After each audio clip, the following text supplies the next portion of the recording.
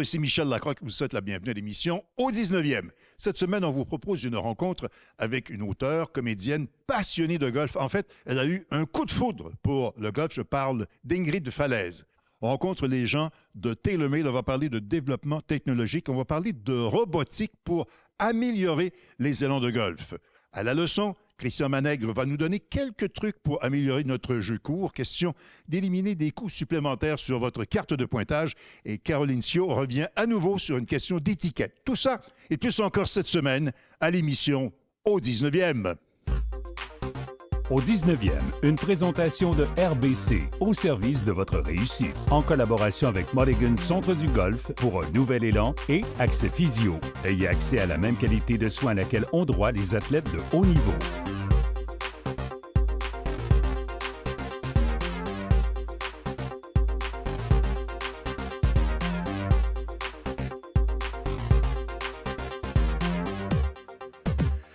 On a le plaisir cette semaine d'avoir à l'émission la comédienne Ingrid Falaise, golfeuse maintenant? On peut dire ça. Ça fait 6 mois à peu près, donc nouvelle golfeuse. Nouvelle golfeuse. Et j'adore ça. Nouvelle passionnée. Ah, obsession, je pense. C'est une maladie, hein? Au Ah, golf, c'est c'est vraiment rarement ça. gris. Oui. C'est blanc ou c'est noir? T'aimes ou t'aimes pas. T'as Ouais. des bonnes journées ou t'as des très mauvaises journées. Oui, mais non, j'ai vraiment la piqûre du golf, ça en est dangereux.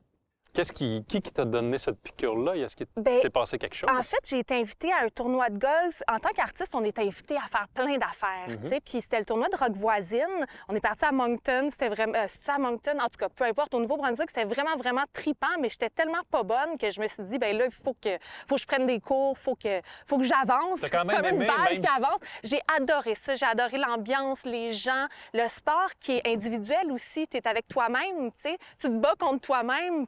Tu te calmes toi-même, tu respires toi-même. Tu sais, c'est ça, tu compétitionnes contre personne d'autre que toi-même. Fait que ça, j'ai adoré ça, ce côté-là. Puis je suis une grande sportive aussi dans la vie. Là. T'as Je fais pratiqué du quoi comme ski, sport avant? Ski? Oui, ski alpin beaucoup, T'es tout seul? tennis, Ouais. aussi.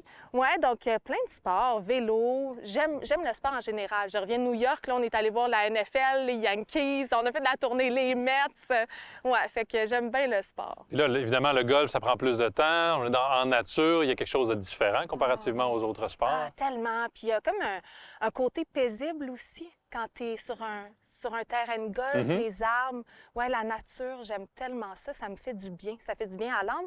Puis on rencontre beaucoup de gens aussi. Tu sais, tu es tout seul, mais Ouais. tu rencontres, tu es jumelé avec d'autres personnes. Tu sais, fait qu'il y a ce contact-là humain qui est bien le fun aussi. Contact humain, il y a les causes. Et on est Oui. ici pour l'enregistrement de l'émission 19e, mais c'est la Fondation Véro et Louis, très touchée aussi par l'autisme. C'est très important de t'impliquer à ce niveau-là Bien, également. cette fondation-là est primordiale, elle est essentielle. Nous, on a un grand à la maison, le fils de mon chum, qui va avoir 18 ans.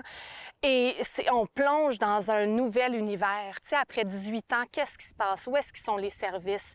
Qui nous aide? Qui va l'aider, lui? Il y a tellement de paperasse à remplir en amont. Il y a tellement de choses à savoir puis à décortiquer, en fait. Donc, puis où est-ce qu'il va habiter? Qu'est-ce qui va y arriver? Tu sais? Donc, c'est une cause qui est super importante. La Fondation Véro et Louis change la vie de nos enfants devenus grands, puis ils changent notre vie aussi en tant que parents. C'est comme une épaule, c'est une aide, c'est un support, c'est un soutien qui fait du bien aussi. Tu sais, on se sent supporté. Supporté. Oui, puis qui bâtissent des maisons, c'est concret, c'est pas une utopie. Ça se passe pour vrai. Ouais, des maisons qui tout à sont fait. adaptées à nos enfants qui grandissent, tu sais, aux adultes. Là, ouais, Et c'est la formidable. 3e édition et c'est exponentiel. Oui. Et j'ai l'impression aussi que seule l'activité du golf peut permettre ça. Il n'y a Ah pas d'autre oui. sport qui permet d'épauler une cause de la sorte Ah, comme ça. tout à fait. Puis les gens sont mobilisés. Je veux dire, c'est rempli, là. Tout Ouais. le monde veut être là à l'Omnium Véro et Louis. C'est vraiment prisé comme événement. Moi, c'est un honneur d'être invitée cette année puis de prêter ma voix à la cause aussi. Oui, tout à fait. Et si on revient à ta passion, c'est quoi l'objectif d'ici 1 an, 2 ans? Qu'est-ce que tu aimerais accomplir? Des Dans le parcours? golf? Oui, qu'est-ce Oh que mon Dieu, je veux arrêter de parcours? slicer à droite, de un. Fait que je veux... Non, mais je veux juste améliorer ma game, améliorer mon jeu, jouer le plus souvent possible, devenir membre à quelque part. Qui sait, ça, j'aimerais bien ça. Mais juste réussir à avoir un bon contact, à la frapper droit et loin. Je vais commencer par ça. Mais mon swing, il commence à être pas pire, là. Bon, on a hâte de voir ça d'ici quelques années. Oui. Une nouvelle passionnée. Ingrid, merci beaucoup pour ton temps. merci. Bonne saison. Merci à vous autres. Salut! C'est temps de la question piège, Émilie, et on parle d'un des tournois majeurs au calendrier du circuit PGA Tour. En fait, on dit souvent du championnat de la PGA que c'est le mal-aimé des 4 tournois majeurs. Vous aurez donc compris que notre question quiz de la semaine, il est question du tournoi des mal-aimés. Pour la première fois depuis 2017, le championnat de la PGA sera de retour sur les allées du Quail Hollow Club en Caroline du Nord. Quel joueur avait été sacré champion lors de cette édition? Est-ce A. Justin Thomas, B. Jordan Spieth ou C. Patrick Reed? La réponse, après la pause.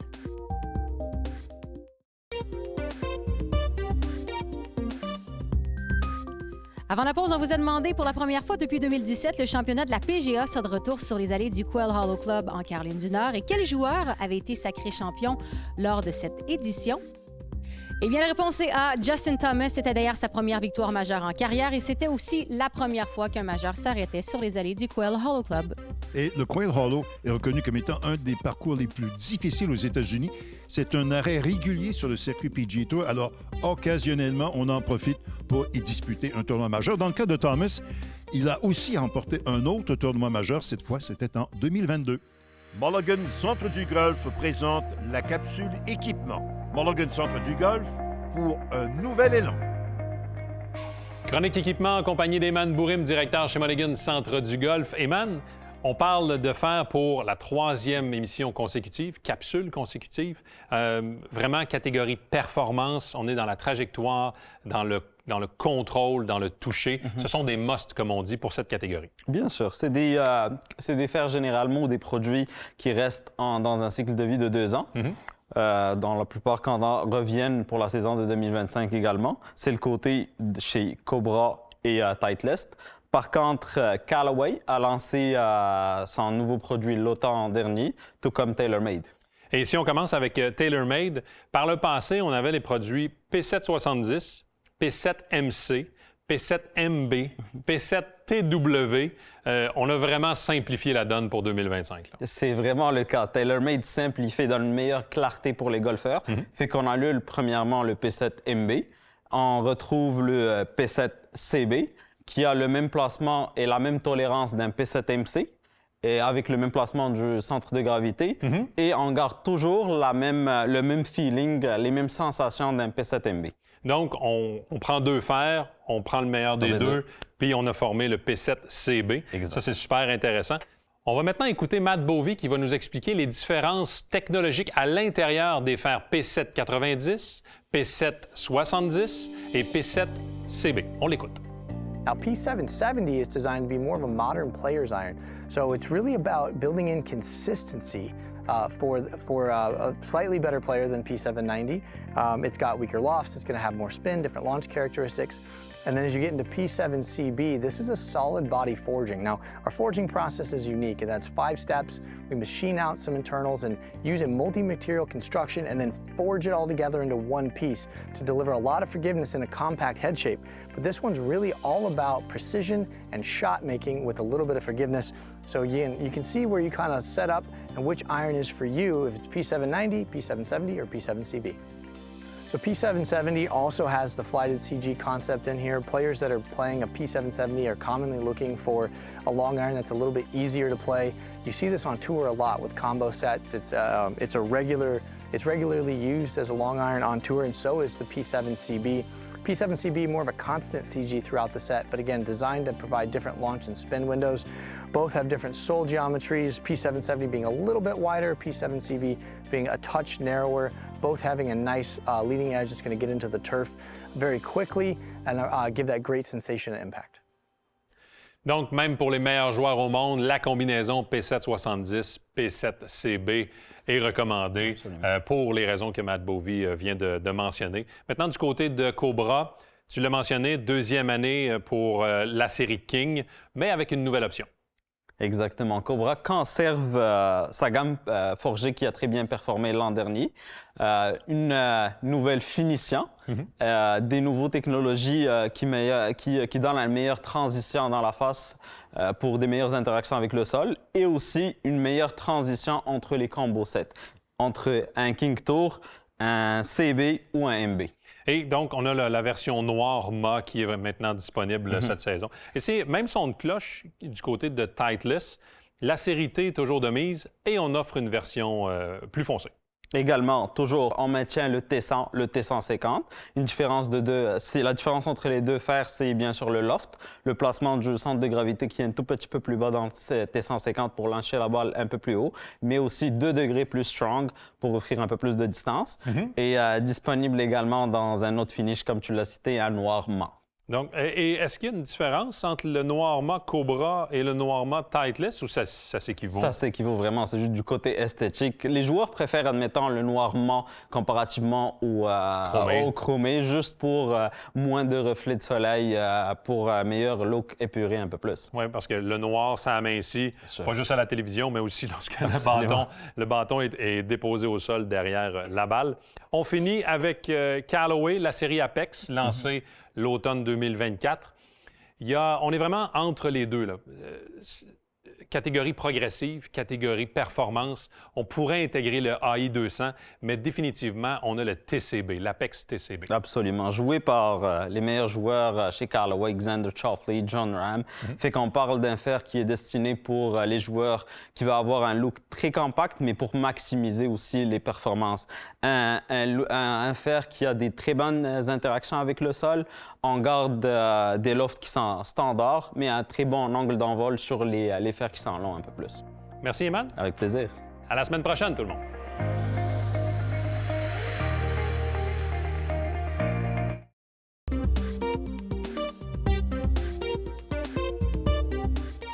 Cette semaine, Caro, on parle d'étiquette de base et vraiment de base, mais c'est quand même un détail important. Où est-ce qu'on se place et qu'est-ce qu'on fait quand notre partenaire de jeu est sur le point de jouer? Exactement.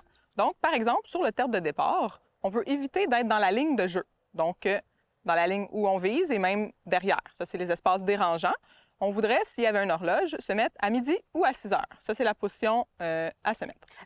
C'est vrai que quand on commence à jouer, c'est un peu le défi hein, parce qu'on veut pas déranger. Fait que là, on bouge pas, mais quand on bouge pas, on prépare pas notre prochain coup. Là, c'est notre tour de jouer, on n'est pas prêt. Finalement, on allonge le temps de jeu. Exactement.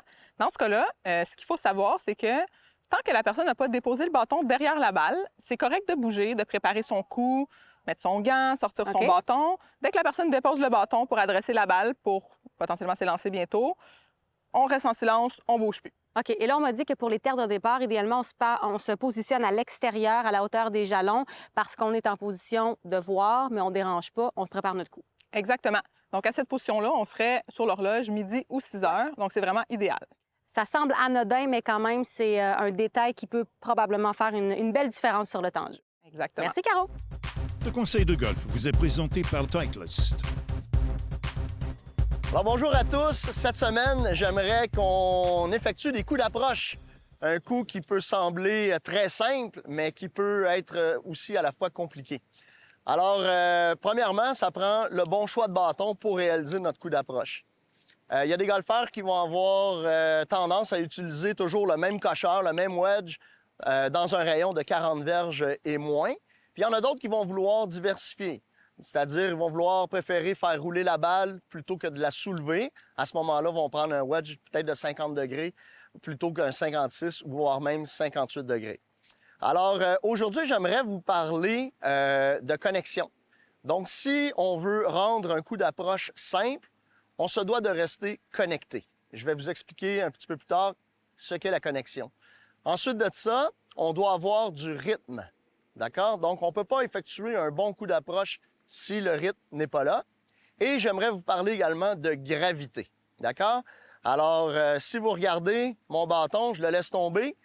Voyez-vous comment le sol veut le ravoir? Et c'est cette gravité-là qu'on doit ressentir lorsqu'on effectue un coup d'approche. Ce que je veux dire par là, si j'ai tendance à serrer mon bâton très fort, je vais perdre la sensation de la tête de bâton. Et c'est là que le bâton va avoir tendance à vouloir remonter dans la balle. Et c'est souvent ce qui arrive lorsqu'on a un coup d'approche à faire. Les gens veulent soulever la balle pour avoir un résultat immédiat.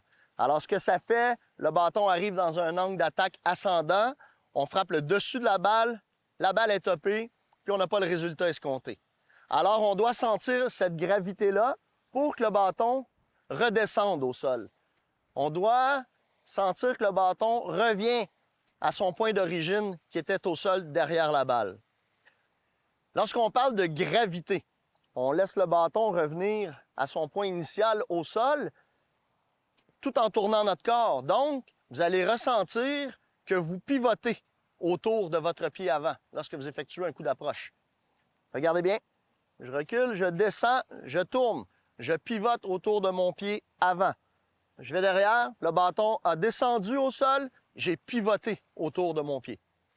Alors, ce que j'aime faire en arrivant au champ de pratique, avant une partie, j'aime aller m'exercer au verre de pratique et effectuer des coups d'approche seulement avec le bras arrière. En détendant les doigts sur le bâton, j'arrive à sentir cette gravité-là qui revient. Même chose avec mon bras avant. Alors, je me positionne, je laisse le bâton descendre, je sens encore la tête du bâton et je le refais ensuite de ça à deux mains et je veux conserver ma fameuse connexion que je vous parlais tout à l'heure. La connexion, c'est le centre de mon corps, mon sternum, mes mains et la tête de bâton. Vous voyez, tout ça est aligné ensemble. Donc, si vous remarquez, un coup d'approche s'effectue avec une belle rotation et non pas avec un armement des mains de cette façon-là. Alors, comme on a vu précédemment dans l'autre clinique où on parlait de la règle de 90 degrés, une fois mon point de chute déterminé, là où je veux faire tomber ma balle, qui est ma ligne de tir en quelque sorte, je viens définir mon 90 degrés pour avoir une bonne position de balle. Alors, dans ce cas-ci, j'aimerais positionner la balle centre arrière par rapport à mes pieds. La connexion, je tourne les épaules, mes mains sont relaxes. À ce moment-là, je sens le poids de la tête et je peux avoir un bon rythme pour effectuer mon coup d'approche. Alors, je m'installe, le bâton en premier, positionnement du corps ensuite, je suis détendu et je veux effectuer mon coup d'approche en conservant ma connexion, mon sternum, mes mains et la tête de mon bâton. Si j'utilise mes mains, par exemple, vous allez voir, j'effectue mon coup d'approche, ça crée un angle d'attaque ascendant sur ma balle, je frappe le dessus de celle-ci. Si, en contrepartie, j'utilise mes mains et je relâche, trop tôt, je vais frapper derrière ma balle. Donc, en conservant cette fameuse connexion, on arrive à effectuer un coup d'approche en toute simplicité. Alors, en conclusion, je vous invite à pratiquer ce genre de coup au terrain d'exercice. N'oubliez pas, ça prend du rythme, il faut sentir le poids de la tête, la gravité et conserver la connexion. Sur ce, bon golf!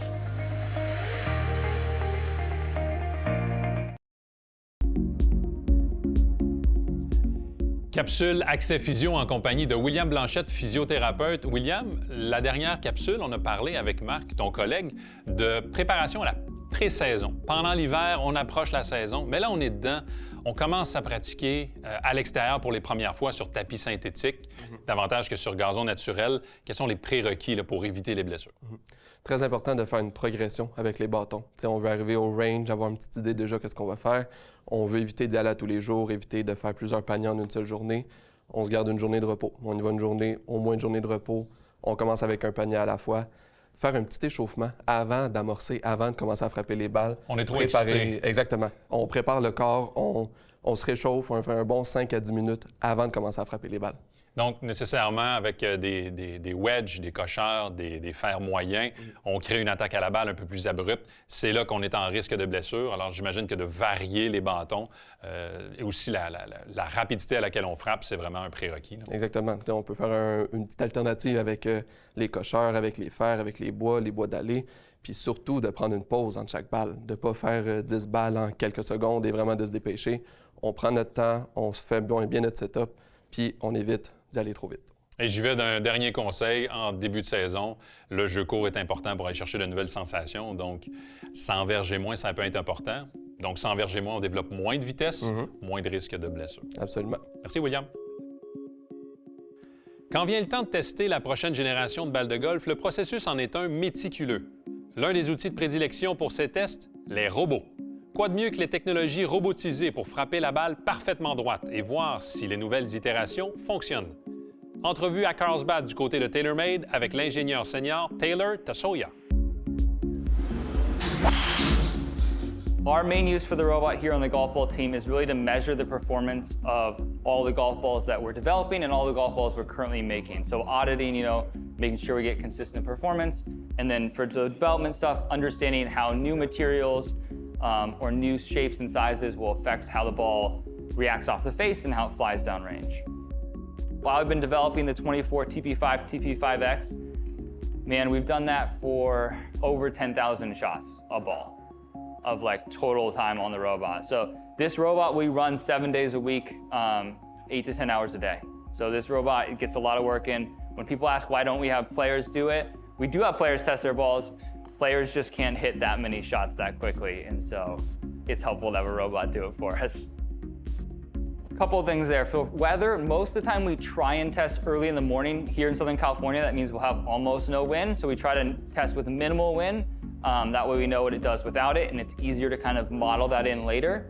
As far as different shot shapes, so right now we have the robot set up to just hit a straight driver shot, but we'll have it hit cuts or draws depending on what club type and what kind of shot we're trying to recreate. We can kind of do for the most part, anything we want. So we can go up and replicate Rory's, super high bomb driver swing, all the way down to me trying my best at a 7-iron. We can kind of do everything in between. And that's how we use the robot. We want to know that our products work for the extremes of golf, all the way up to Rory and then all the way down to people like me who are newer to golf and trying to learn that. And really have that understanding that our product will be the best product for each person, not just the best players or not just the newest players. The big thing a lot of people want to see is how far it can go. What I tell people is definitely hit it harder than you. It can hit it, I personally ran it up to 135 mile an hour head speed. After that, it gets a little bit more like we could be breaking equipment. I will always say it'll break shafts before we find out how far it can go.